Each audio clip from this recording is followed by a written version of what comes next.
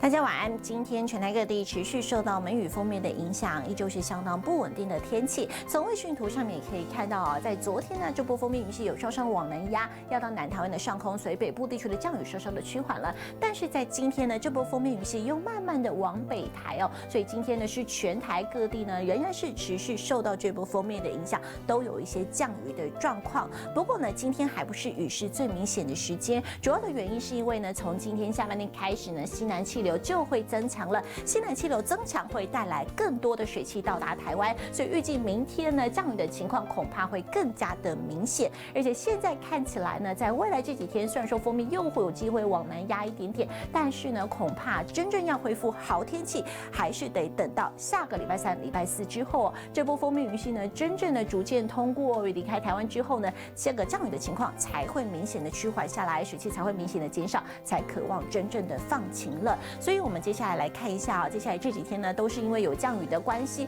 至少到礼拜六、礼拜天之前的北部地区都是一个比较偏湿凉的感觉，高温大概都维持在25度、26度左右。要等到下个星期呢，高温才有机会回升到30度以上。那么在中南部地区其实也是哦，明后2天雨势比较大，所以感觉呢也会比较湿凉一点点。要等到礼拜天之后呢，气温才有机会再回到30度以上。紧接着我们来关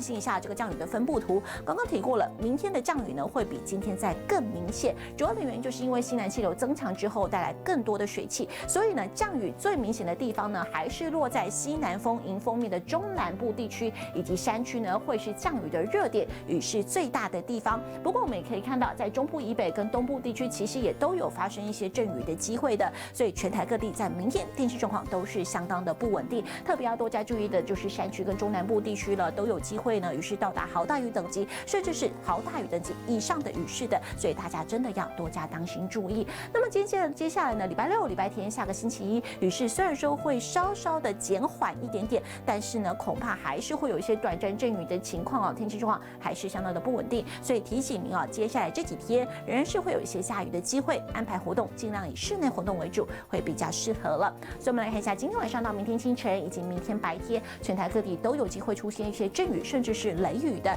而且雨势会比这几天还来得更大、更快、更急的，所以真的是提醒大家啊，这个明后2天呢，天气状况都是相当的不稳定，中南部跟山区要慎防，很有可能会出现豪大雨，甚至是以上的雨势的。山区要严防一些土石崩落，低洼地区呢要慎防，很有可能会有一些积淹水。所以呢，也是提醒大家，接下来这几天务必要多加留意相关政府发布的各项防灾讯息了。以上就是今天的播报，我们来看一下详细的天气数据。